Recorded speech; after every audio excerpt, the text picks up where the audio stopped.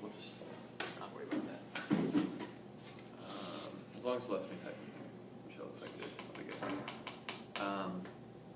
Okay, so I actually want to start with kind of building your self-reflective capacity, because I want you to start doing that. I want you to, like, if I were to die today, you would be the rest of the year. So I want to kind of put it in two different chunks, as far as when it comes to culture and then content. Priorities right now are student-centered classroom and data-driven instruction. Okay. So you're taking notes, love it. Look at you. You're just evolving. Evolution taking place before my eyes. So this one being student-centered, which is like the culture, right? Yeah. Culture of achievement in your classroom. And then the data vision being like the content. Okay. So instead of just asking you in general, like, how did today go? How did you feel today went? I actually want you to use these words. These are 5 different levels, but this is a spectrum. It's not necessarily like it's going to fit in one place. So give me like a description, like pick one where you think it is, and then kind of give me where you're at, where you think the class was, thinking about that class that we were in. Based off of this? Yeah, so for culture, we'll start here with student-centered. If you're thinking about the culture, if you're reflecting on how the lesson went, how the class is right now, would you categorize as destructive, apathetic, unruly, on task, engaged and invested, or joyous and excited? If it's a spectrum, give me like a range. Somewhere in between apathetic and unruly and on task. On task, all right. Now what I want to know is give me some evidence behind why you think that way. What are some things that happen that are making you think that way? What's your evidence? Well, they were getting their work done, and they were asking questions about their work, or the majority of them were asking questions about their work. Okay. But I still had students who, I had a student that was sitting in the back that didn't do anything, and therefore he didn't know how to do the exit ticket, which maybe I haven't graded yet. So I don't know how those results are. But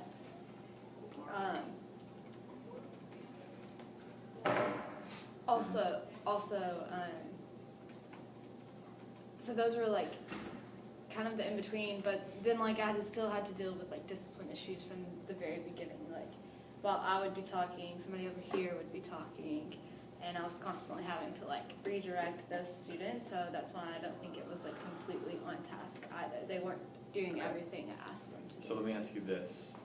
Thinking about what you're reflecting on, would you say that the discipline and redirect, the things that were happening, were those contributing this way on the scale, or were they contributing negatively? Like what impact was the fact that discipline and redirect was a topic in the classroom? What impact did that have on the classroom? It went negative because then that was taking away from directions and explanation for the work that they were about to. Taking away from what? Directions? Yeah, directions and explanations. Okay, so can you give me, I kind of want to hear from you, because we saw things, we see evidence, we pull things. I want to know from your perspective as a teacher. That's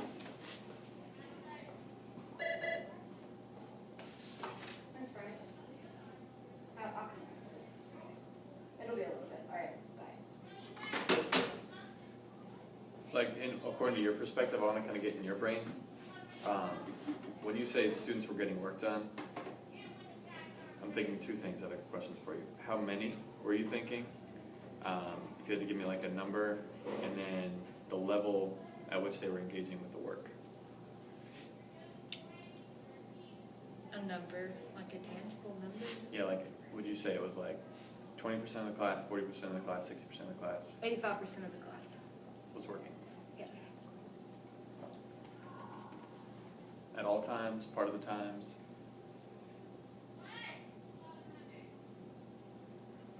Part of the time.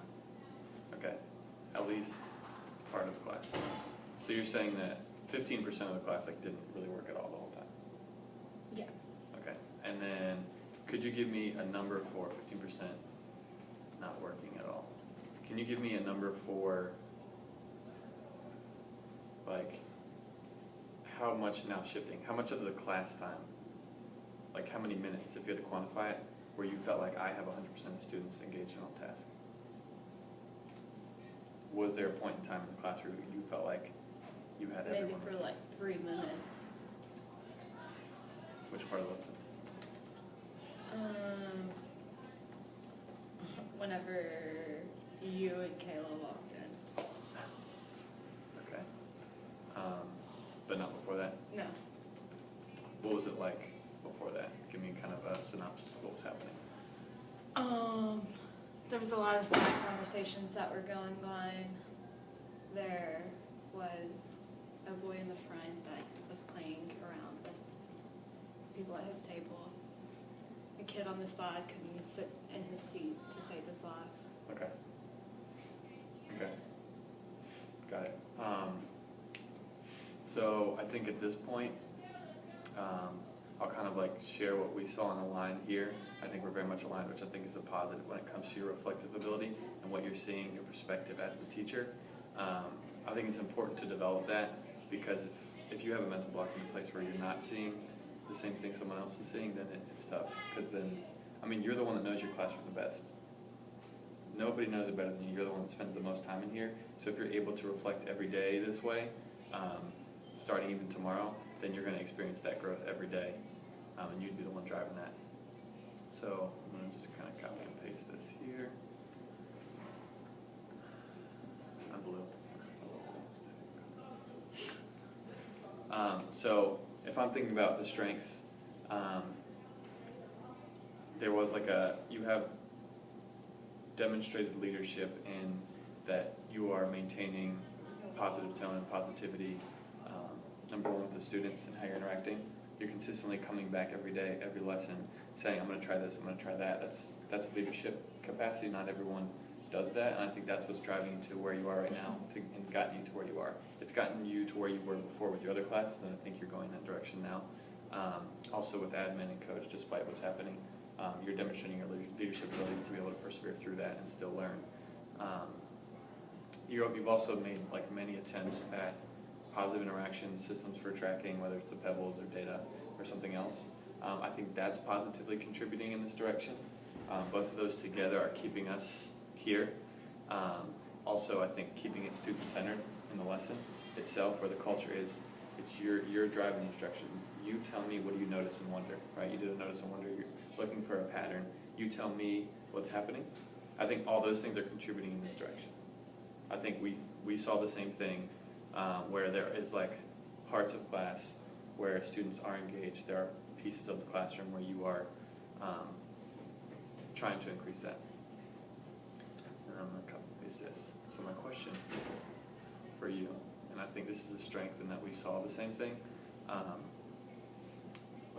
If I had to put a number on it, I would say that's pretty accurate. Maybe 3 minutes of the class was 100%.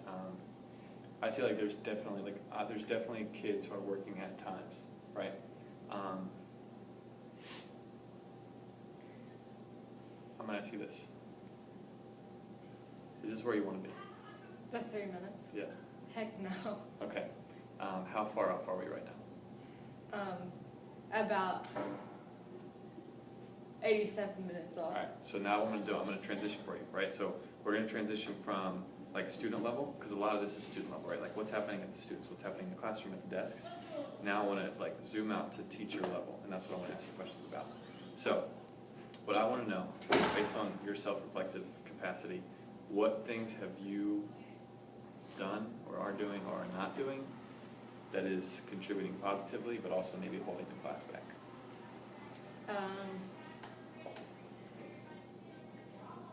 I can tell you things that we've talked about that I know, but just have to like. I want you to tell me in terms of like give me one thing that you know you've done that you felt like has had a positive impact, and then give me something that you're like, I haven't done this and I know I need to do this. Okay, backwards planning would be positive. How has that had a positive impact? because now, starting from the back, I know all the problems that they might encounter, Can I just pause you? Yeah. I want you to don't lose the stop. I'm gonna pause you. I'm gonna show you what's happening. So here, that's actually content driven. That's like driving alignment Got data. you. Not that I want you to stop, but I'm just pointing out to you that maybe that's telling us something. So, Okay. going back to this, keep going. Pause is backwards planning. So, with the backwards planning, I've been able to like work on, it's not something that is, irrelevant to them, and it's not something that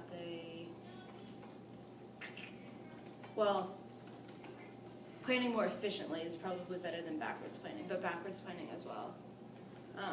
But whenever I plan more efficiently and I have each time, like, I have exactly what times we need to be doing each thing, it gives them something to do every minute of the day rather than a lot of like downtime, which I had kind of in the first place whenever I wasn't planning well.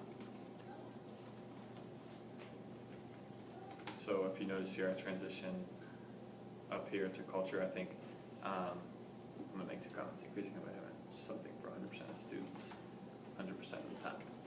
Again, building your capacity for reflection also when you're coaching corners next year. So I think a plus here for us is exactly what you said about what you feel like you're getting better at in backwards planning efficiently. We saw the same thing, so we're very aligned there. Jamie specifically during that first part where me and Kayla were there mentioned that the activities and your objective for the day were very aligned to what you need the students to do. Even though there was multiple things happening, everything was aligned. So then we came in and saw that the practice was aligned to what you were doing in the warm-up. So definitely confirmation there that you're doing that. Jamie also mentioned there was some check for understanding. There's evidence of gradual release. Definitely agree. And then I transitioned that because you mentioned having something for 100% of students 100% of the time is something that has a positive impact. I definitely agree. I think that's going in the right direction. That's something I want to keep here, that you keep doing. The reason why these are important is so that you're not so much focusing on the growth areas and forgetting the things that you are doing well, and then stopping doing that and then feel like the growth areas aren't working. In reality, it's you forgot what you were doing well. So keeping that there. Now thinking about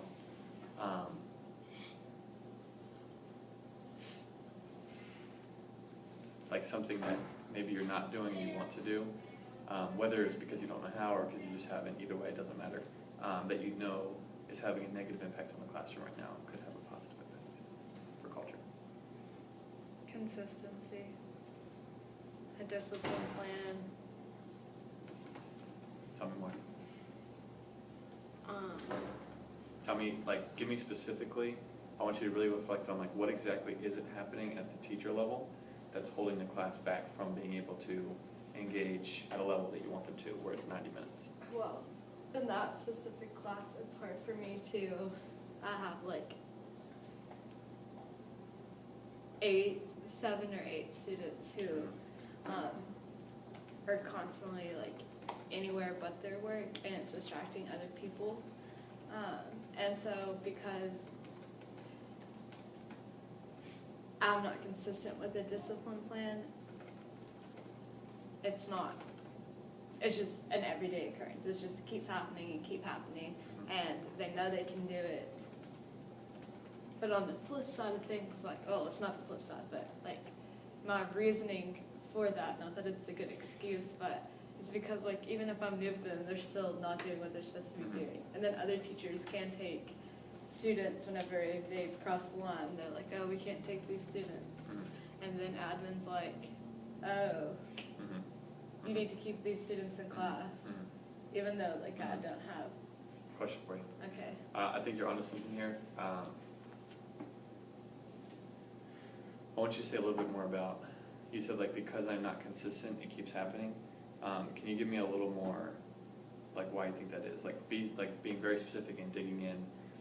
Because of a lack of consistency, what impact is that having on the kids in their minds? You mentioned they know they can do it. Tell me more about that. What's the impact that's having? Well, if they did it yesterday, they're going to do it again today. Why?